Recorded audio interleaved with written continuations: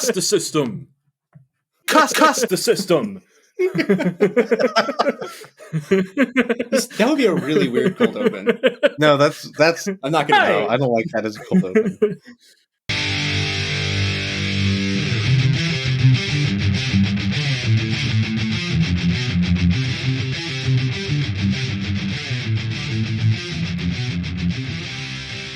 Hello, everyone. Welcome to Not Your Father's Movies' final episode for Listener Request Month. I'm Vito. I'm Mike. And I'm Jesse, and we are the Dad Fathers coming at you with some fantastic mother cussing energy.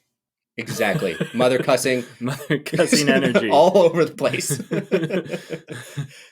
So we're very excited on this final episode of our Listener Request Month to bring you the cussing classic, Fantastic Mr. Fox from 2009. This was requested by a lot of you and came in, I think, in 4th place, right? That's why it's number 4. That sounds right. It's been a really long time since we had that poll. So. That's true. This was the part of the top 2 of our bunch of movies that people voted on. This actually came in 2nd, with Into the Spider-Verse coming in 1st. Interesting. So we're just doing it 4th for no cussing reason, right? Yes. Okay, that's good. it. Okay, I just want a clarification from the board. We have no reason for doing the things that we're doing. Exactly. Look, just throw it at the wall, see what sticks. Yeah. I mean, hey, we learned it in 12 Angry Men. Just throw it at the flagpole, see who salutes it, right? See who salutes it. There we go. But anyway, so this is Fantastic Mr. Fox from 2009. It is written, directed, and produced by Wes Anderson. He shares a writing credit with Noah Baumbach, who everyone knows is the indie darling behind Marriage Story, Squid and the Whale, the Meyerowitz stories, all of which are possible. Stay tuned.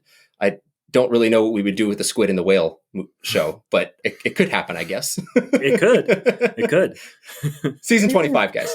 Yeah. We will eventually do all movies, eventually. Yeah, but we might be 45. It's an eventuality. There you go. The eventuality will be reached eventually. Great. Anything more to say on that, Mike? I might eventually have something more to say about the eventuality. I'll be sitting in this same cussing seat when you finally do. All right. So it's produced by a couple of notable people. Alison Abadi, I think I'm saying that right. But she worked on Nightmare Before Christmas and The Iron Giant, as well as the Lego Movie, and this year's Tom and Jerry. So she's really been involved in animation for a long time. And also co-producing this, and it's possibly one of his weirdest credits, is Scott Rudin, as the guy you might know, the Hollywood Titan behind stuff like, No Country for Old Men, Lady Bird, The Social Network, The Truman Show. If you want to ever just look up Scott Rudin's IMDb, I think I talked about this in another episode, but that is just all movies that you know. They all came from this guy. It's amazing. Yeah, and Wes Anderson also produced this along with his frequent collaborator, Jeremy Dawson. And the music was also done with frequent Anderson collaborator, Alexandre Desplat, which I believe I'm saying that right, according to a YouTube video that I cussing watched a few minutes ago. All right. So this movie in 2010 at the Academy Awards was nominated for Best Animated Feature and Best Score and lost both to the same movie. Can you guys guess which movie it lost to? So remember, in 2010, they're doing 2009. Right. So what movie came out in 2009 that wins the Best Animated Feature and Best Original Score? Oh, Up. Was that one? Up. Jesse has it. Okay. And what's also funny is Alexandre Desplat loses this to Michael Giacchino, even though Alexandre Desplat, I believe, later went on to work with Pixar. All right, so that gets us out of the weeds there. I haven't mentioned any of the cast because I think the cast here is bananas. It's amazing.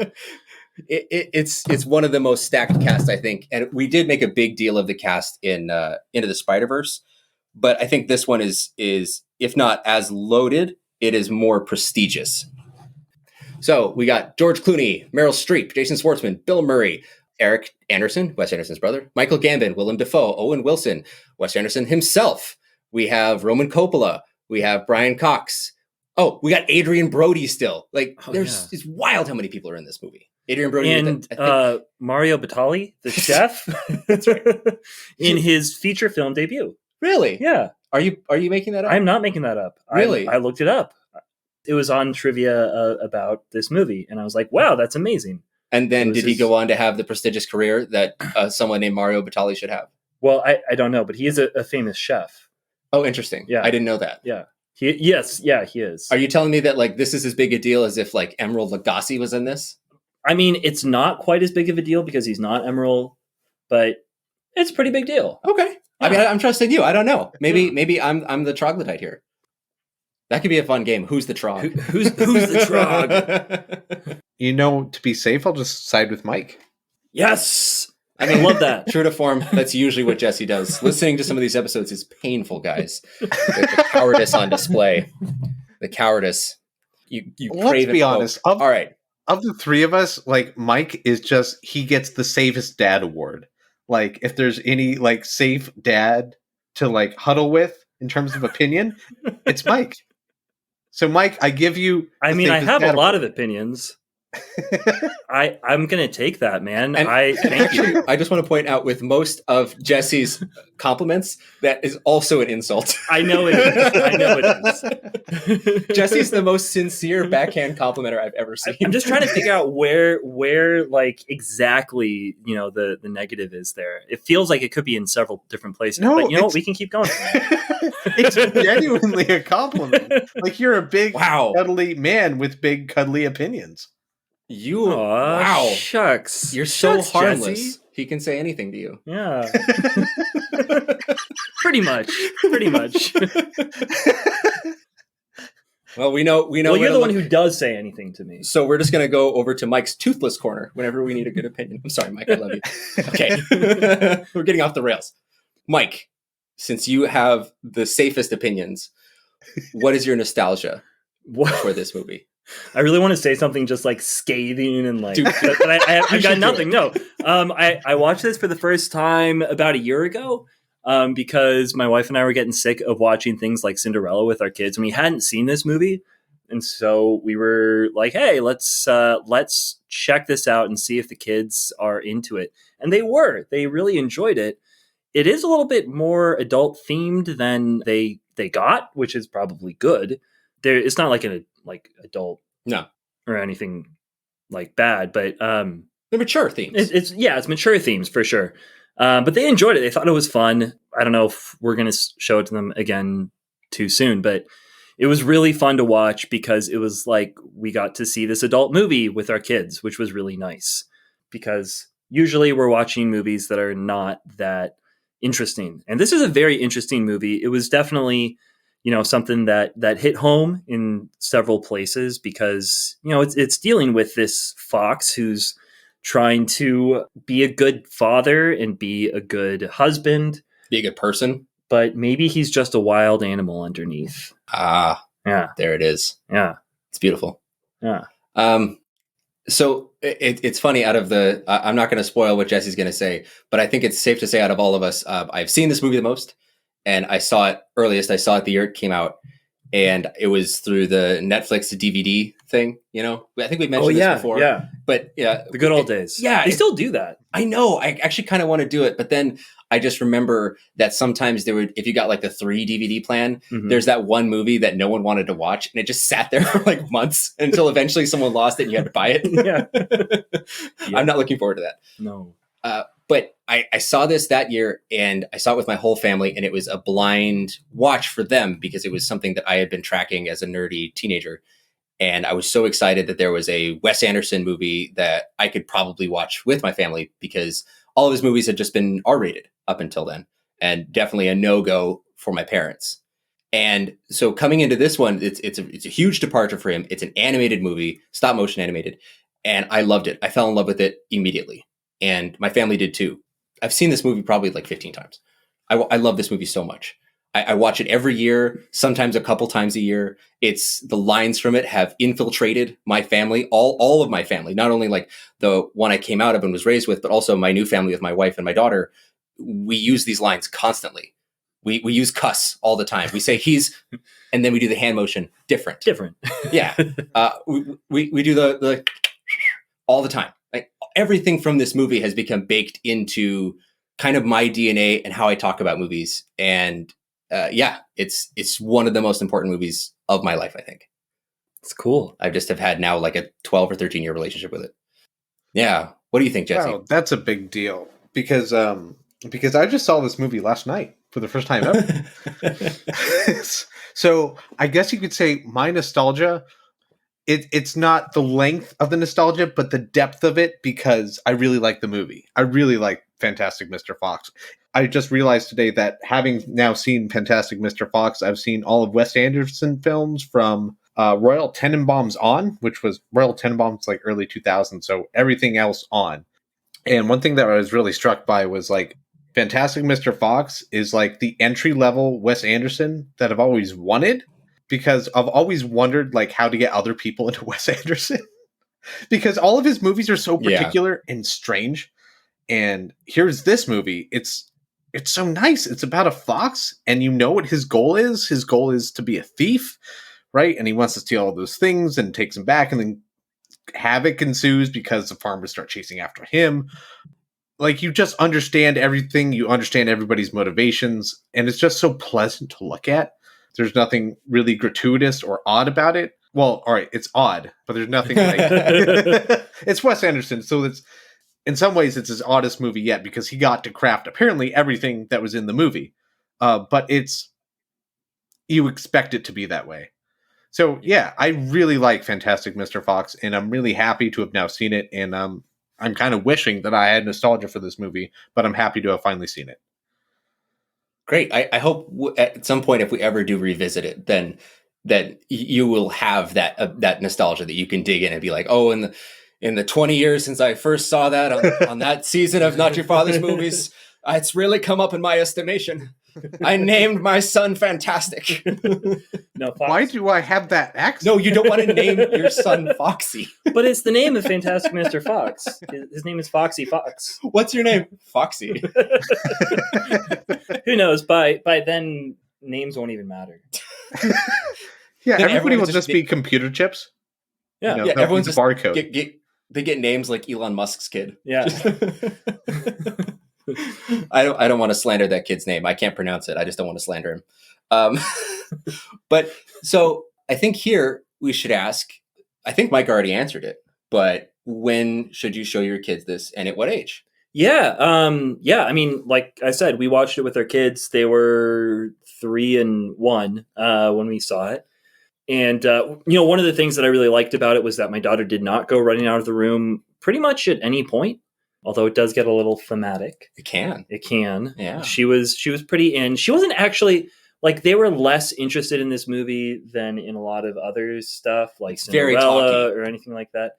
It is, but they were also, like, so they would, like, go out. They went out and kind of did whatever for a while, but they would come back in and be like, ooh, this is interesting. The puppet, or I guess the stop motion puppets, are they puppets? I think they are sometimes puppets and Okay. sometimes not, I think. Yeah. Like they liked those and thought they were interesting. So it's something that you can watch with your kids when they're younger. I wonder if there's like a donut hole where you're like, you know what, between, I don't know, 6 and 10, maybe you avoid it because of the themes. I'm not really sure. Oh, I see what you mean. Like there's a moment where the themes might be too heavy for that age, but before it's going to go over their heads, and after it, they're going to be able to grasp it. Yeah, exactly. Yeah. I guess I'm kind of remembering like when we were kids, and there was just like some stuff that came up in school, like divorce came up in school. Oh yeah. And that was and something... in my life. Yeah.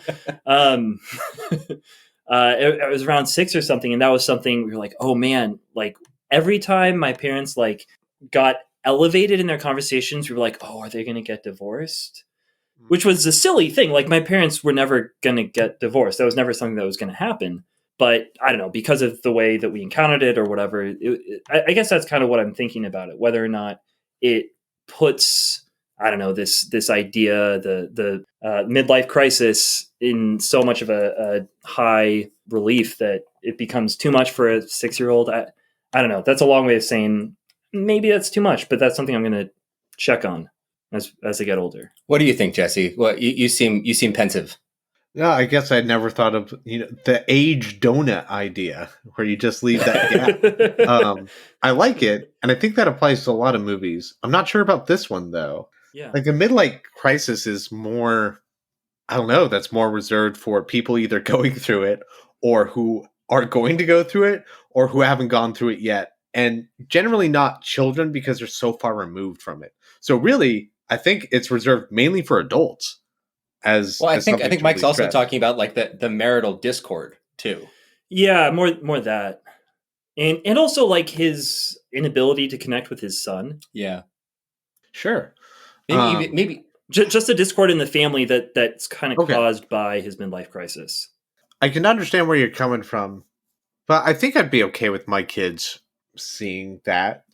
I think the thing is, like, I prefer my kids in some ways to see it in a fantasy setting rather than in real life because I know they will eventually. So if they encounter it in a fantasy setting, at least that will have prepared them for when they eventually encounter it.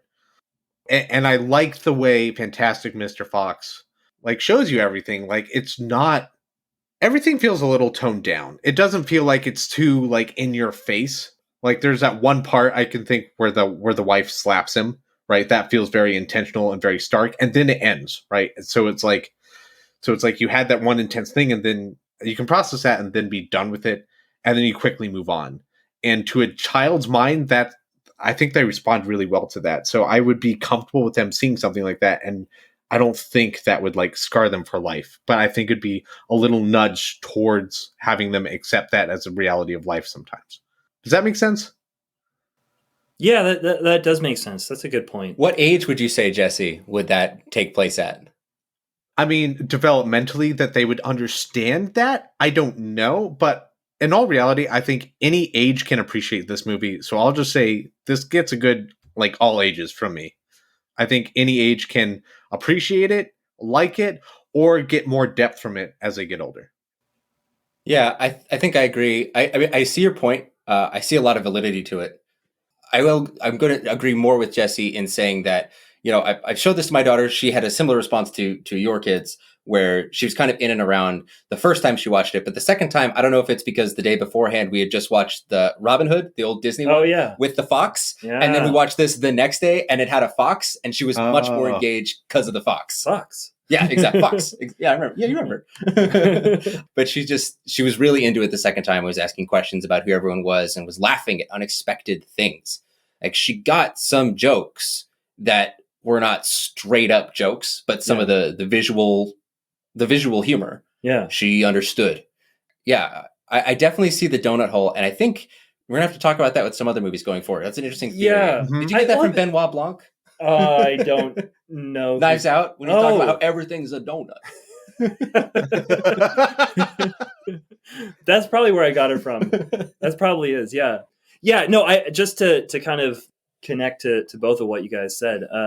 I think that you're definitely right. And I guess maybe what I'm thinking about is my own children, my own daughter, and wondering sort of as she gets older, just kind of understanding her better and her sensitivities and stuff. It's definitely, I guess it's something that you have to have some prudence with because of that in terms of like what the themes are about.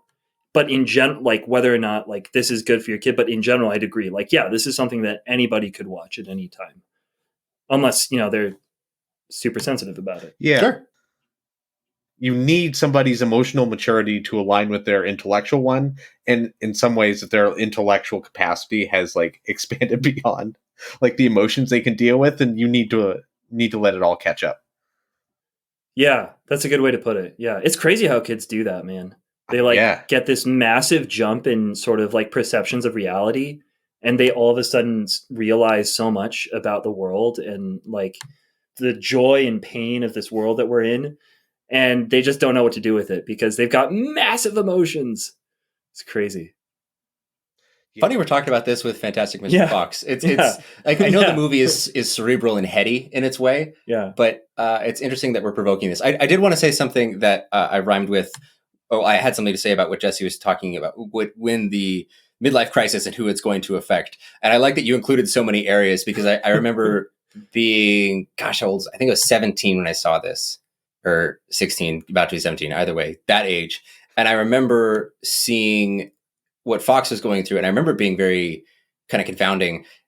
And I also remember being deeply kind of scared that I saw so many things that I already felt like resembled the stuff that I was already worried about.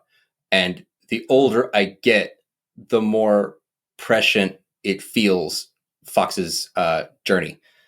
And I think maybe we can get into that a little bit further along. But For just sure. safe to say, we're all pretty good with kids seeing this, anyone seeing this, grandma seeing this. Like this is a all ages, with the exception of a donut or two. Yeah. With the prudential donut entailed, yeah. A prudential donut. That's good. This is an all ages with a prudential donut. Got to make that a cussing thing. All right. So going forward, let's do some favorite scenes. That sounds like fun. Yeah. Yeah. Let's do it. Jesse, you want to start with favorite scenes? Sure. So having just come off fresh last night, I guess I was most enthralled with the humor of this. And one thing that just made me fall in love with the movie is when Foxy goes into Badger's like real estate. I guess he's his real estate agent, right? And He's Badger's his attorney. He's his attorney. Oh, Badger's the attorney, right? So Badger starts telling him to not buy this tree house, right? And he starts giving him like, here are all the farmers around there. They're all going to kill you. They're all really notorious and mean. And then I'm just going to read the script because I just love these lines so much. Badger says, in summation, I think you just got to not do it, man. That's all. Fox says, I understand what you're saying and your comments are valuable, but I'm going to ignore your advice. The cuss you are? The cuss I am? Don't cussing point at me. Are you cussing with me? Do I look like I'm cussing with you? And then they start snarling at each other, like going around a table, and they both just sit down. I love that so much. That is such a funny scene, and it's the first time I think where you really understand that they're using cuss instead of actual cuss words. And it's just like having a whole fight takes place when there are cuss words, and just putting cuss words in there, it's brilliant. I love it. Yeah, it actually sometimes when I see that scene, because I've seen it a couple times I've seen this movie twice since we started doing the podcast, but that scene in particular reminds me of when you and I get into it, Jesse, about the planning of episodes. that just sounds really familiar. You mean because it does? Yeah. What the cuss are you talking about? Are you cussing with me? Cussing with me? Don't cussing point at me. It's awesome. Oh, I love it. I can think of one distinct fight that we had that got pretty heated, and it was a little like that. What was your other one? Oh, my other one was I think it's Bean. Bean is the skinny guy, right? The skinny farmer. Am I right about that? Yeah. And Bogus and Bunce are thin. Yeah, I think. Wait, Bogus is the chicken farmer. Yeah. Right? Yeah. And he eats 3 chickens, 3 meals a day. Yeah. Bunce is the short guy. Yeah, who would be drowning in the shallow end of a pool. Yes. And Bunce is the guy who subsists on hard, very, very hard alcoholic cider. Bean. Yeah, and is possibly the scariest man alive. Yes, and possibly the scariest man alive. So I love when they're all sitting together and things are going wrong, and then Bean just goes on a rampage in their little trailer, and he's taking and throwing everything, and then he stops, he looks around, and then he goes past Bonson and Cuss. Bogus and Bunce. Bogus and Bunce. Bogus and Bunce. Bogus and Bunce. He goes past Bogus and Bunce, gets another shelf, throws that down, goes outside the trailer, starts smashing things outside the trailer. Like, it's just... like, it's so unnecessary, and I love it. It's just like a dude on a rampage. And for whatever reason, in claymation, it becomes a little funnier. It becomes really funny. It's so funny. Because it would be terrifying if it was an actual person. I feel like we've seen that scene before in a movie we've talked about on this episode called Once Upon a Time in Hollywood. Oh, yeah! Yes. Yeah. Also, what it looks like after a podcast that is fraught with technical difficulties and you guys go home. That's what happened in my house. A lot of parallels with this movie for me. Yeah. Mike, what about you? What are my favorite scenes? I love so many scenes in this movie. I think my favorite scene of all is the scene where they meet the wolf. When they're driving, they've just escaped from Bean's compound, right? And everyone's been shooting at them, and they got the tail. They even got his tail, and they, the opossum says, "Oh, don't turn around." And of course, Mr. Fox turns. Yeah. And What? he says, "What? What is it?" And it's a wolf. He says, "It's a wolf. I have a phobia of wolves." And he yells out to the wolf, "I have a phobia of wolves." And the wolf doesn't respond to him, but he cries. He's crying. He's like, This is the most amazing thing that's ever happened in my life." And he raises his fist, and the wolf raises his fist back. It's amazing. It's so great. I love that. Canis lupus. Vulpus pulpus. I don't think he speaks Latin. I don't think he speaks Latin. I love the writing in this movie, man. It's so good. Those jokes are really wonderful. The whole montage where he's setting up, he's telling everyone their Latin names, and trying to get them like really involved. and then Wally, it's Wally, right? What's Kylie, the superintendent. Yes. The possum. He comes up, he's like, what's my job? What's my job going to be? What's my name? He's like, I don't think they had possums in ancient Rome. But anyway, you can go help out the others. Yeah. Badger. And he did like his Latin name, right? He's like, what can you do? Demolitions expert. What? Since when? Since when? I don't know. Explosions, doing stuff, demolitions. But my other favorite scene, the wolf scene, I think that's like, it speaks to the core of the movie. We're going to talk about that more later. My other favorite scene is the scene when they just like burn the town down. That was just so amazing. Like right after that incredible speech where he somehow gets them all on his side again. It's just so awesome when they're hitting the pine cones that are on fire into the different places. It was hilarious. It was gratuitous. It was wonderful. Yeah. It was wonderful. I love that a lot. That's really great. Yeah. I think I'm gonna have to go for the opening for my favorite scene. The opening scene, it's what we've come to expect kind of from Wes Anderson, where he shows you he showed us this in Cussin' Royal Tenenbaums with the book opening. He does this with so many of his movies where he introduces it like a book with chapters, and he has the actual thing written in, like for instance in the newspaper that Foxy is reading. Yeah, it's all just sections of Fantastic Mr. Fox, the book. Yeah. That's printed in the newspaper. And he's very obsessed with getting this text onto the screen. But just the image of the tree, and then Foxy steps around it, and he's listening to the Ballad of Davy Crockett, which was, as a movie, something that was really big for me as a little boy watching. Yeah. And then has this really interesting interaction with his wife, who's hiding something from him. And you really get a sense of his character right away, where he's kind of a steamroller. He's kind of an egoist.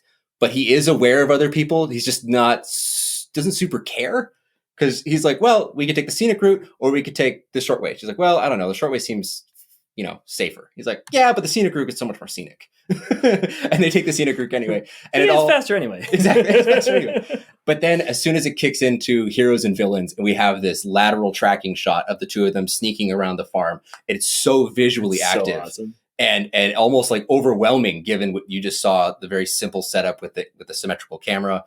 And finally culminating in one of my favorite jokes is when they look up at the trap, they get the birds, right? They look up at the chain, and he's like, oh, it's a spring-loaded trap. So when you pull it, it goes down over there. All right.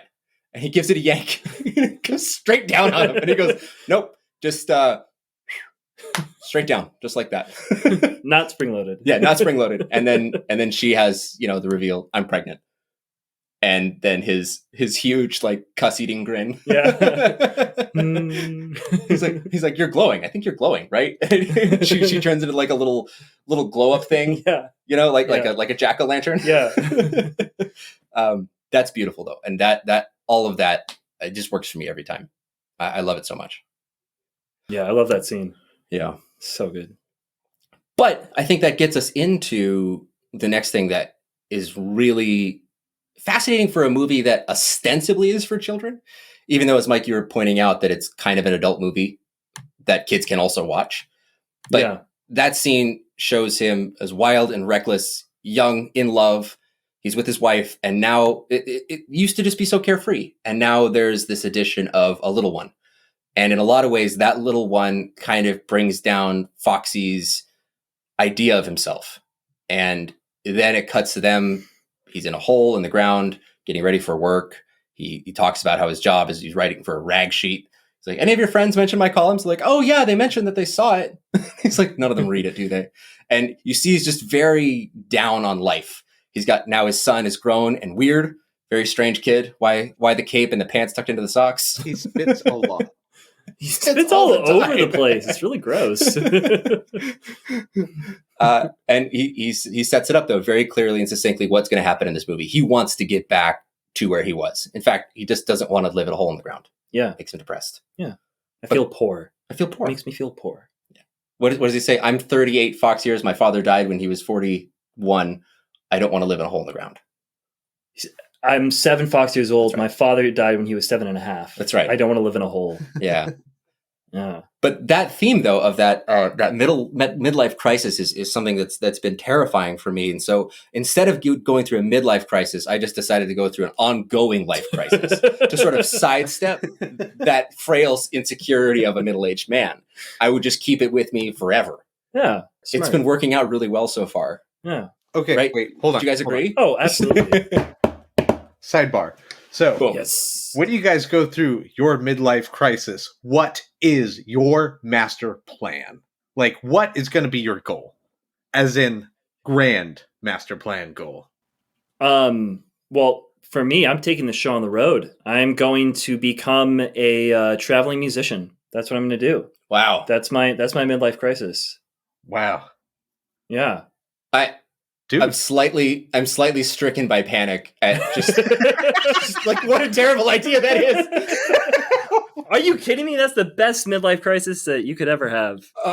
The consequences are so far-reaching. They're so far-reaching. I'm just gonna get in a van and bring my guitar and just go.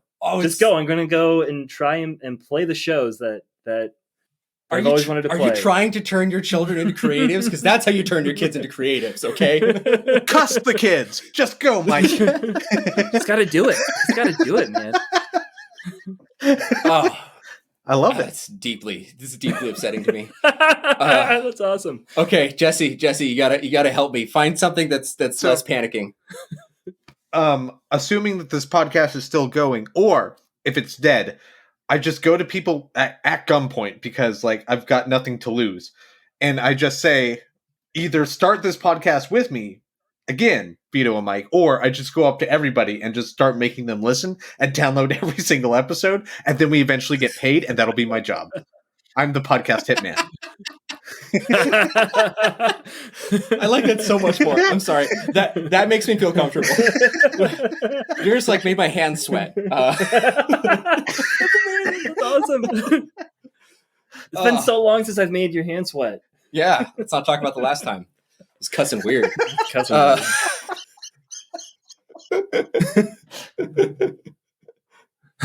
Jesse liked that one. Right. I think for my midlife crisis, it would be, I don't know. You sprung this on me as a sidebar. Boy, what's something that I would just like, just go nuts over and do? Oh, I know. I would pull a Kevin Smith and I would max out my credit cards and I would borrow money from my parents and then I'd go make a weird black and white movie that no one liked.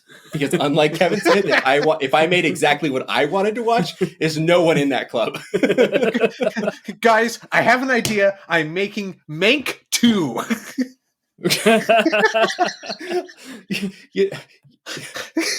Alternate titles: Mank 2, The Mankening. Mank 2, Mank Electric Boogaloo. Mank 2, Lost in Mank York. I'll just skip 2 and go to 3. Mank 3, The Last of the Mankikans. That's the final one. The Last of the Mankikans. Yep. Oh, that Mank world really blew and then up a prequel, Baby Mank. Baby Mank. Baby Mank. Baby Mank. All right, I'm calling an end to the Make it take sidebar. Manhattan. All right, I'm calling it. Sidebar over. This is a good one. That was a good sidebar, Jesse. Nice. It's a good sidebar. Yeah. I gotta get started on that because, like, if Jack Fincher spent like 15 years of his life writing Mank, I got to spend at least that long writing a decent sequel. 3 times right that back, long, guys. even. Well, so Vito's gone now. That was weird. I hear a bunch of typing. Okay. Ding! Why do I have a typewriter? Anyway, I have nowhere else to go from that. I used up all my creative energy on the titles. They were good titles, man. Okay, so going back to the theme, rewinding the theme. So what Mike was talking about, so he's set up, he was a wild young thing. Now he's a domesticated older thing that is bucking at the system. He hates the system. He kind of hates his life. He kind of resents his family for making him do this, and he kind of resents himself for going along with it. He really wants there to be a change. And of course, the only change he can see is, as Jesse alluded to, a master plan. He is going to heist everyone to get back that sense of youth and virility that he has lost. Because he's trying to become a wild animal, right? Yeah. That's what's going on? Yeah. Or he is the wild animal. He's trying to be the person that he is. Or has he never been a wild animal? Maybe. Because that's seeming to be what the end of the movie is trying to talk about, right? When he gives the final soapbox speech where he says, this apple has been like genetically modified, but hey, at least it's got sparkles. Yeah. And I wonder if the final message, quote unquote, of the movie, it's not a message movie. I don't know if Wes Anderson really cares about that. But what it seems where his characters have ended on their arc is acceptance of their current circumstances. And those circumstances being that they are not the young wild things that they were. And they are new things, new wild things, but ones that are kind of within the confines of the world. Yeah, because they zoom out, and where are they? They're in a supermarket. Yeah. And that's where they live now. They live in the sewers underneath the supermarket. Yeah, it's not the natural world anymore. Yeah, they're so far removed from where they came from. Sorry. And he's also still living in a hole in the ground. Yep. Mm-hmm. Yep. Yeah, he's still an animal fending for himself in a small hole, not in a nice, luscious tree. Which is kind of depressing. Sort of. Except they're all happy. So does it really matter? It's the classic Inception question. Yes, the classic Inception question. But if the circumstances of your life are not free, quote unquote, but you're happy in them, does it matter that you're not necessarily free? You know what I mean? Yeah, I mean, dude, that's the question. I feel like that's a big question. I'm asking. Wes Anderson's asking it. Yeah. I don't know, dude. I don't know. Wes Anderson's asking it, but I don't know if there is really an answer to it. Well, does freedom matter if you're happy? Does happiness matter if you're free? Well, in some ways, Fox is more happy at the end of the movie because he's more free to be his domestic self and his wild self at the same time, right? He gets to go out and explore and steal like his wild self wants to do. That's like the ending of the movie with them in the supermarket taking all the stuff. But now he's a better father and a better husband than ever because he's stealing for their survival, not because of some stupid master plan. So at the end of the day, he's more free and more of himself. So even I think the freedom he was searching for at the beginning wasn't the freedom that he actually needed. He just needed to find himself and find a balance of the life that he had and the life that he wanted. But that you're using freedom in an interesting way there because he can't leave the sewer except to go to the supermarket, right? Because the farmers are waiting. They literally won't let him go. They're obsessed. So I see what you're saying there, but I'm wondering if we're speaking on parallel tracks and maybe using different definitions of freedom there. I think we are. I think you're using freedom in the prison sense, being confined. And I think that's what he talks about at the beginning. But I think the real freedom that he's craving is an individualistic one, wanting to be who he actually is. Yeah, I think I agree with you, Jesse. Yeah, because that's it. He makes that argument to his wife kind of in the middle of the movie. After all, I'm a wild animal. This is what I do. And she's like, yeah, sure, but you're also a dad and a husband. You have responsibilities. And so he's figured out a way to channel that, to make the compromise or something. He's found the role within the society where he's able to positively put to work his incredible talent at robbing from the rich. you Mhm. know, their food. And that's freedom, right? Like that, the ability to be who you are. Mhm. Isn't that It's a freedom? freedom in some way. Yeah. I mean, it's a freedom to, as you guys are both saying, and I'm not even disagreeing, but it's a freedom to live an actualized version of yourself. But it's not a freedom without compromise, and it's not the same freedom that he was talking about. It might be more of who he's supposed to be, but it's not what he wanted in the beginning. He's had to pivot and adapt, just like Yeah. a wild animal would have to adapt if he were domesticated. That's true.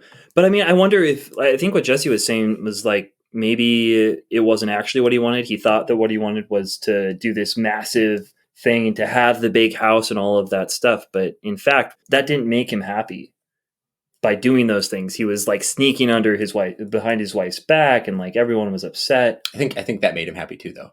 Like kind of it did, but he also does like want her to be happy. Oh yeah. I think these two things can exist. And I think that is at least for me, what is so fundamentally fun about returning to this movie is that I don't think, and we're not even on opposing viewpoints here. Yeah. It's just a shade of one or a shade of the other. I think 50 that's what Shades of keeps me Fox. coming back to this is sometimes that final image of them dancing in the supermarket, and the song is Let Her Dance, which is like a fun song, but it's kind of about, oh, let them have their fun. Let them do that. And then sometimes when it does that slow coming out of the supermarket and you see it's black and it's a box and the whole parking lot's empty, sometimes that reads a little sadder than others. Yeah, that's fair. Yeah, I think Strip malls are kind of inherently sad. it's not. It's a grocery store. Well, but it's a grocery store in like a strip mall. Oh, I thought it was just an empty parking lot. Well, either way, grocery stores at night are sad. it's vibing with the strip mall. Don't cuss and talk to me about vibes. I'll cuss and talk about vibes if I want to. You can cuss. You gonna vibe and cuss with me? Just have to feel the vibe sometimes. Oh, cuss off. Okay. Well, I think we're all seeing the same things here. I think that maybe just it feels a little different sometimes. It's like that question. Let me call a quick sidebar here. Sidebar. Okay. I would often ask this question. Jesse, I think I might have asked this of you back in college. Would you rather live in a dystopian society ruled by an authoritarian leader where everything was provided for you and you got to be home with your family but had no individual freedom? Or would you like to live in a outlaw post-apocalyptic wasteland where you have all the freedom and none of the security? Yeah, it's a hard question. I think that's kind of like what's happening here. Yeah, that's why I wanted to ask you. A little bit. Jesse, he asked you.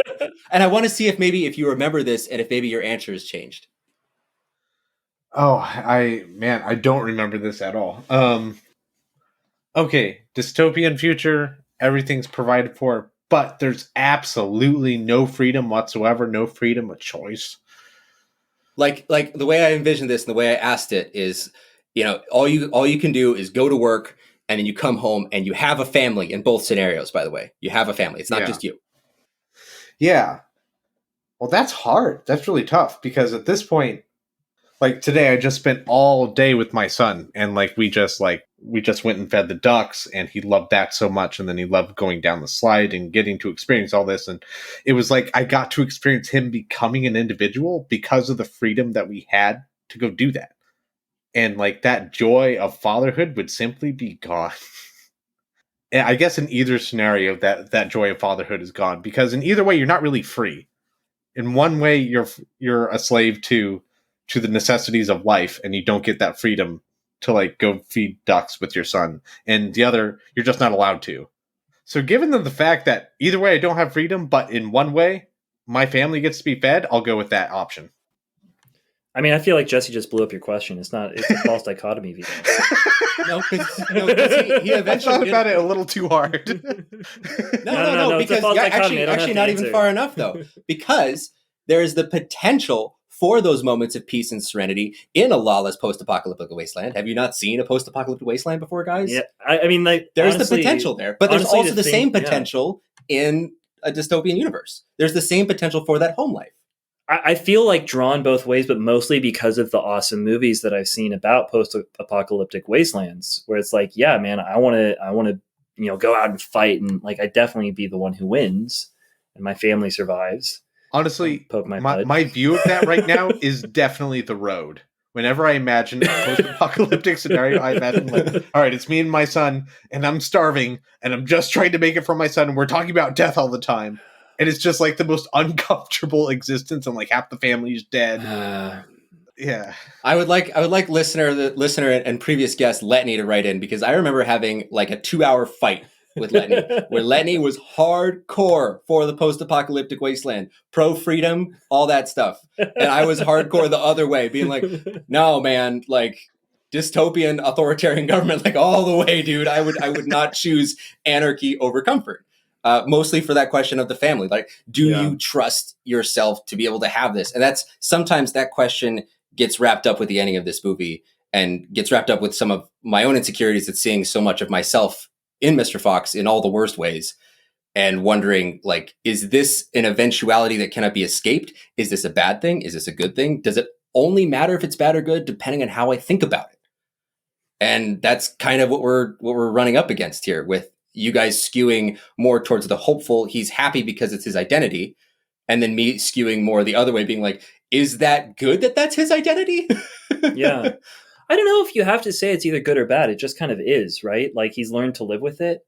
I mean, Yeah, like, the learning to live with it, I think it is good, right? Like, it's good to learn to live with the world that you have and to be happy within it. Yeah, I'm going to say like unqualified, man. It's good. Although, Yeah. but I definitely do see that, like, it's a compromise. There's things that he's not able to do, and he's not maybe fully being true to himself. But at the same time, like, being true to himself is like, running and chasing chickens down and stuff. Yeah. He just looks happy at the end of it, right? He looks like he's having a good time. He is chasing the chickens down, in a manner of speaking, and he is the best version of a husband and father that he's been in the entire movie. Like, he just, something about his character at the end just speaks to it being a happy ending, I think. And then there's also this weird thing that's been like striking me today thinking about the movie, and that is the fact that Christopherson's dad is trying to move down to the sewers. Yeah. Right? Like, Yeah. for whatever, that prison of a place has now become a place where people want to gather. They literally all want to come there. So, like, it's a prison in terms of space, but it's not a prison because everybody who's there likes being there and has found their niche in life and is happy. It's funny is that they announced that before Foxy announces he's found the grocery store. Yeah. Where they're literally like, there's one kid who's like, I'm hungry. And they're like, well, here, have some water. And so honestly, it kind of seems like Christopherson's dad, first of all, should not be moving down there because he's had a brush with double pneumonia. Yeah. And a damp environment is not good for that. No. Number one. But number Seems two, like maybe his dad isn't the wisest person. you're going to move to the sewers where everyone's starving? Oh, now's the time to get in. Now, yeah, it's at the very bottom, yeah, because of where it is, subterranean. Okay, well, I think that moving on, which I think we're going to have to, because I think at this point it really is down to a question of the deep existential dread that I feel every day that passes versus what the movie is actually saying versus what I'm taking out of it. So we're gonna have to move beyond that. Can I ask you guys a are question, free leaving it there? Yeah, Jesse. Because having watched it last night, Mike, you brought up your favorite scene was the wolf scene. And that was very weird. That's a super strange scene. Like, I was expecting a wolf the entire time because there's a constant crying of wolf throughout the movie. So it's going to show up at some point. And then suddenly it does. And it's tearful, but it was kind of strange. I didn't know what to think about that, like just coming across that in the wild, so to speak. Like, what did you take away from that? So I love the way that scene is like shot, because the whole time that we're there, we're in a pretty like suburban environment, right? Or like a rural environment. Rural. It's very, very rural. Like, these are farms, like, and all that. So it's not civilized, but it's not the wild that they're living in. But then when the wolf comes, it's like the mountains have moved into your line of sight. Like, he's standing on the frozen, like this rock, this outcropping that's frozen kind of halfway down, and then it's back to, so it's like all white colors behind him, he's black, and then it's all like the browns and reds and oranges of fall, which I thought was really cool. It was definitely like kind of some visual language there. But I think like when someone says they have a phobia of something, you don't really think that they're going to be excited to see it. And he's like, Fantastic Mr. Fox is excited to see the wolf. Like he's nervous. He's nervous about meeting a wolf. I think like, I don't know, like a wolf to me is the most wild creature that you can think of, the most powerful wild creature out there. At least, I don't know. I mean, you could throw lions in there. No, I would things, agree. But I would agree. Yeah. But yeah. And they're a symbol of that, I think, as a literary device. Lone wolf. Yeah. Yeah. It's like contrasting like the most domesticated animal, which is a dog, versus the wolf, which is so terrifying because they're so familiar and they should be domesticated, but they're not. They're wild. Yeah, and he's kind of standing in between the dogs that are totally domesticated, that he's like totally manipulating and he knows how to work with, and the wolf that is just something he fully recognizes. Everything else in his world, he's like, I can manipulate it to be what I want it to be. But the wolf is something outside of my circle of influence. I think it's also like it sort of symbolizes what he wants to be in a way, or something about himself, like the wildness within himself that he both is drawn to and afraid of. It's like he tries so hard to be that thing that he's scared that he can't become it, which might be why it's a phobia.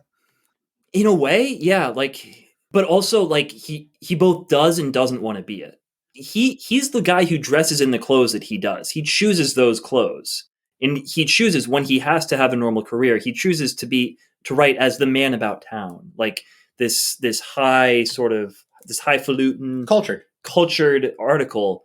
So he wants to be that guy, the person who's in town, you know. But he also wants to be the guy who steals chickens and like runs around and all this stuff. Yeah. So I don't know. I think that it's the purest example of that desire. Maybe I don't know. Because I think the other direction that he's pulled between, you're talking about these extremes, right? And that's what we would call that domesticity that he's fighting against, and sometimes accepts in his manner of dress, but not in the way he acts. Yeah. Like the scene in when Badger starts to give the toast, and then Foxy co-ops the toast.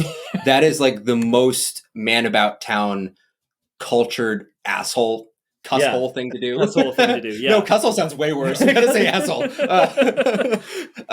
No, but that's the worst version of himself in that way. But that's what he could become. Yeah, that's who he could be. And then when he sees the wolf, he's almost moved to tears because of how, at least in some way, because of how far away that is from who he is. And maybe that's who he wants to be. Maybe it's who he's scared of being. Maybe it's who he deeply desires. And I think the phobia thing is more. But what I think anyway, and I think it's open to a couple of different interpretations, but I think it's he's afraid of that which is outside of himself that he might be and might not be. It's like either his greatest dream or his deepest fear. And it's the terrifying. One thing he doesn't have control over. He tries to, right? He tries to name it. Well, he does name it. Yeah. And then he tries to introduce himself, and the wolf is uninterested in that at all. Just has nothing to do with that. He's like, what do you want? The only thing he can do is the solidarity of two creatures. That's it. Yeah. Yes. Do you think winter's going to be tough? That's what he says that in French. In French, yeah, which is really weird. Well, he's trying all of his tactics, right? He's like, can I be charming? Can I be controlling? Can I be assertive? Can I be this? Can I be this? And then none of it works except for a simple sign of I see you and you exist. Yeah, which the wolf is the only thing the wolf will reciprocate. Yeah. Wow. Okay. I almost want to see the movie a few more times, like right now, instantaneously, having heard all of what you guys just said. But yeah, I like the idea of the wolf being just the thing that he has no control over, and both wants and fears, and I think the fist is almost like an acceptance too. It's like I know who you are and I acknowledge you, and I'm kind of one with you. That's what I get from that fist in the air action. And it's like finally he has acceptance of who he is too. He's both a wild animal and it's like he's become more wild at the end, I guess, like you were saying, Vita, like just adapting to the to the situations that he's in and surviving. And he's thrilled with that and is happy about it. Finally, there's that acceptance. The same acceptance he gave the wolf with that fist is the same acceptance he's giving himself, which is, I acknowledge you exist, and I'm going to give myself what I need to be free. Great. Yeah. Okay. This is getting really heavy for a claymation movie. Yeah. No. But that's why I've seen Yeah, it so man. many times. That's why I'm like it's- manically shouting about it. Is because this is the stuff that like I've spent so long watching this movie and going over what the wolf means and going over what it all means. Not because like I want to understand what Wes Anderson is saying, but I've just been trying to figure out what it's saying about me. Like how do I square this with my life? And that's why I spent so long in thinking about it and just like going over to my head and talking to people. And everyone's like, oh yeah, that's a fun movie. I'm like, hold your cussing horses. All right. There's something going on in that movie. Well, I think I think that is like why it's such a personal movie, is because it is about the nature of, I don't know, the nature of humanity. Maybe being a man, maybe being a human. I'm not sure. I'm not sure how person? Yeah. A father, a husband, and we give up things. Yeah. When we get married and have kids, we give up dreams that might not be possible anymore. Yeah. I mean, I think it starts on that first level of simply being human. We have this innate drive to kind of be a wild animal, like, but also, even before we're married or anything, like before we have kids, like we still are making these compromises day to day between the wild freedom of the wolf and the domesticity of, I guess, the fox, supermarket? of the supermarket. Yeah. And like, we really love the supermarket. That's a really awesome place. I love going to the store. It's fun because all of the food is there. It's great. Yeah. I just want to be where the food's at. Yeah. But at the same time, we're like, yeah. And I mean, like, there's obviously a lot of different ways that's the case, but I think that's what makes it so good, is because it's about the basic human condition, right? It's like, what does it mean to be a person? And then you layer on like the further layers of who Mr. Fox is. Like, he's, like this gadfly sort of personality, and he's married, and he's an egotist who got married, and he has to figure out a way to smooth down his ego and kind of be like, okay, it's not all about me. And that's something that I think we all have experienced within our marriages, probably more than anything else in our lives. But looking at the rest of our lives, it's something that I think we experience day to day with other people and everything. So that's why it's so, this claymation kids movie or stop motion kids movie is so incredible, is because it's about that. Yeah, it is about that human condition. It's about that idea. And it's more, I think the thing that draws me to it most, now that I think about it, is that he seems to have some sort of answer for himself. And I almost look at that at the end, and I want that. And that's what I'm constantly striving for day after day, is to get to this place where you're at. And it's cool that there is this character that has gone through that struggle and come out the other side where he just seems happy. And I want that. And I'm trying to figure out how to do it for myself. And that is beautiful. I love the fact that I can finally point to a movie that does that, and does that well. Yeah, that's cool. So moving over to kind of Wes Anderson's other movies, because we have to talk about him as a person. And actually, I think it's directly related to this, because this isn't the first time I would say he has an ending like this. No. I would probably compare the ending of this to maybe most closely, what's it called? Life Aquatic with Steve Zissou, I think, as an almost the same ending, where he picks up the little boy and walks out of the premiere, and it starts playing Queen Bitch by Bowie. Yeah. It's such an awesome scene, man. Yeah. But that has a very similar emotional arc for, again, an egoist who, in fact, admits it in the movie in a heartfelt confrontation with someone that he's related to and apologizes for it and tries to be better. I mean, this also happens in the Royal Tenenbaums, where Royal Tenenbaum admits that he's an egoist to people that he's close to and tries to become better. I feel like this is just kind of a theme that Wes Anderson likes to play with in general. Do you remember that scene in Rushmore where the main character admitted that he was an egoist to someone close to him and then tried to become better? Yeah. Okay. I do. I just don't remember if you imagine a director and writer who's made these stories with these particular meticulously filmed scenes saying that over and over again. makes me think that maybe he's writing himself a little bit into these movies. But what about that scene in the Darjeeling Limited where 3 characters who are all related talk to each other about how they're all egoists? Are all 3 of them in this movie? Yes, they're all 3. Yes, in this they are. movie. Are they all 3 in all of his movies? No. Almost all of them, though. They come and go. Is Bottle Rocket about an egoist saying that they're... One of them is kind of an egoist, but it's not as on the nose. Yeah.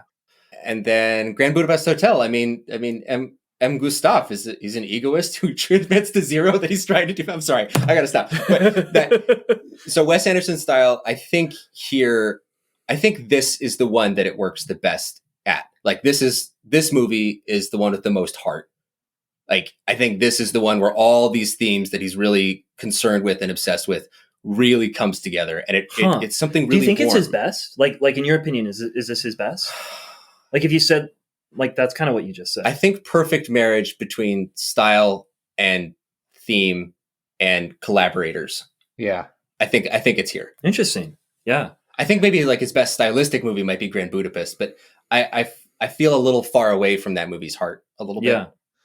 Yeah. I mean, even that's a good... even kind of like stylistically, like there's something about Wes Anderson and like claymation that just fits so well. Like some of his other movies, they seem like miniatures or literally are, and they look or feel like dollhouses. And finally, you have a movie that is just that, so it just works better on like a movie level. So like I find myself less torn out of the movie being like, is that a miniature? Oh wait, that's just weird the way he did that. All right, and then I continue watching the movie. I don't do that here because I just expect it because it's already claymation. So this style with him just makes so much sense. Yeah, it's for someone who loves working with so many layers of artifice, it would make sense that the most artificial thing would look the best, right? Like because he has to make the He's whole got world absolute from the ground control. up. Yeah, I think the only other time this I have a huge love for Life Aquatic, and there is some of that where remember when it shows you the inside of the submarine and it is literally a dollhouse with like many different layers, and you have the characters like moving and going down ladders and stuff. Yeah, that's really beautiful. Cool. But yeah, I think this is the best one. And I would like to push back to people who say that there's not a lot of emotion in Wes Anderson movies. They're incredibly emotional. These are deeply emotional movies. It's just sometimes it can be a little hard to access that through his dollhouse sensibility. I think it's interesting. I'm thinking, looking at the list here of his movies, and it does feel to me. I haven't seen Isle of Dogs, but otherwise I've seen all of his feature films.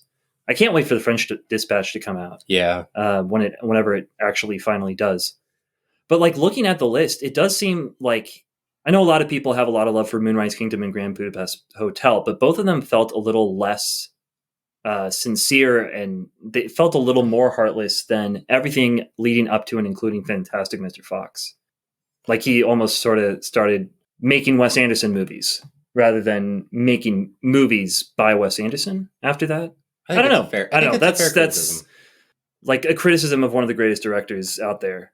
So, but it's just it's so telling that it's those 2 in a row, and then there's Isle of Dogs, which is his chilliest movie and also his saddest movie because it's about dogs and dying. Yeah, like, that whole movie is about dead dogs. Yeah, and that's like really hard to watch really as someone who's had a lot of dead dogs in his life. Yeah, but it's funny you have the sweet childhood innocence of Moonrise Kingdom. But then it's back laid against all this cheating that's happening with the adults. And this idea that maybe like love isn't real, but then the kids are proving love is real. But then how sincere is that? And then Grand Budapest, which is about a lot of things, a lot of things. In a certain way, it's like the cleanest looking. Yes. I think. And it's also kind of the messiest. Very much. There's so many characters. Yeah. It's the grandest. It is the grandest. Yeah. The Budapestist. The Budapestist? Yeah. I can't say it. The Budapestist. I'm just wondering now with the French Dispatch, now that he's done these 3 very extreme kinds of movies, if we're going to get back to a little bit more of that heart that was in this one or that's in actually any of his other work. Yeah. Tenenbaums, man. I think that's my favorite. It's always going to be my favorite. I just watched that with my wife a couple weeks ago. It's the only thing the second time I revisited it, maybe the third. Oh, really? I liked it a lot more.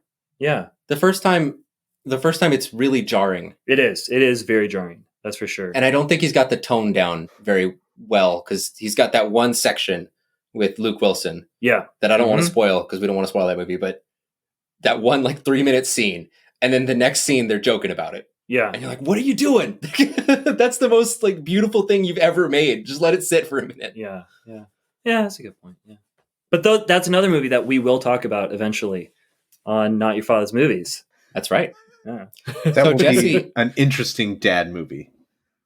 I mean, I'll be crying for most of it, so it'll be fine. Needle in the hay. No, don't sing Needle in the Hay. Jesse, do you got any closing thoughts? I guess I'll just close with that I do think this is Anderson's best, and this is what I will show people because it's his most accessible.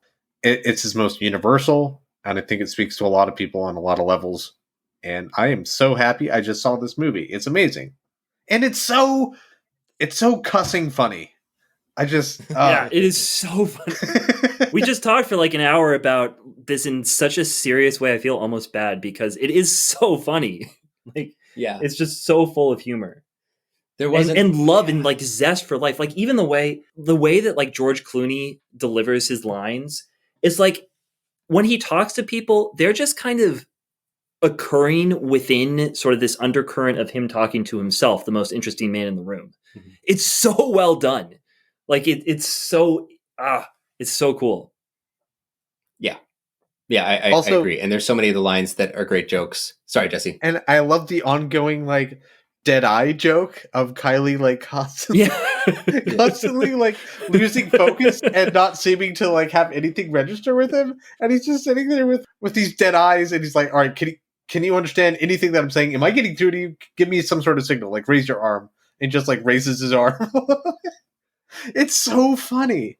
My wife and I use that all the time when we're really tired and don't really want to talk. We're like, do you want to go to bed? And all we do is just to raise the arm. We do that a lot. Man, I get that. I've been there so many times. I get Kylie. Yeah. Yeah. Oh yeah.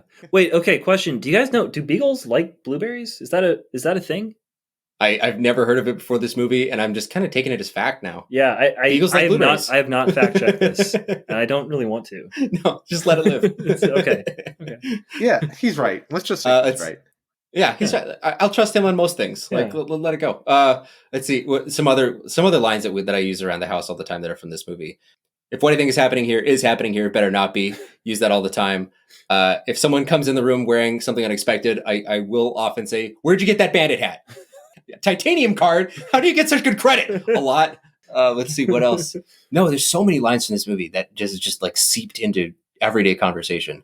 This is definitely one of the most quoted movies of my life, and it's so funny. That's amazing. Yeah. That's like another half an hour of just Yeah. like, all right, top 10 lines from this movie. Here we go. Let Vito go for half an hour and he just be Just able to turn the mic recite off. the movie. Just turn the mic off, and you guys can leave, and I'll just do it.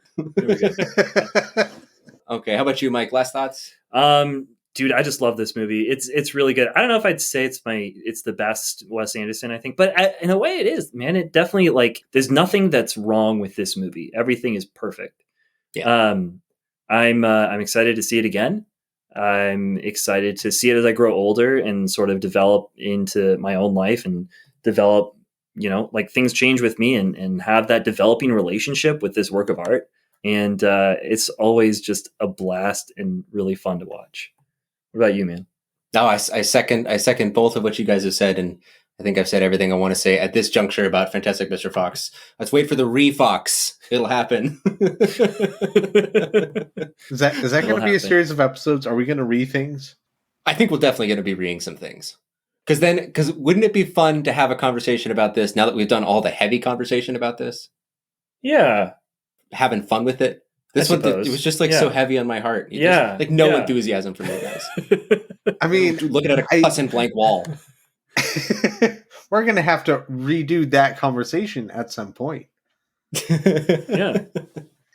All right, fine. Okay. Jesse, is this a dad movie? Yes, because one, I want to watch it because I want to understand midlife crises more, and two, I want my kids to watch it because it's funny and I can connect with them, and finally we can both enjoy a movie where we're both intellectually stimulated at our own appropriate level. And somehow this movie accomplishes that beautifully, better than any other animated movie I've ever seen. So absolutely, this is a stellar dad family movie. And just a flat out dad movie for you to watch by yourself like I did last night and loved it so much. Yes. Awesome. Yeah, absolutely a dad movie. It's about a dad. It's got to be a dad movie. I mean, almost.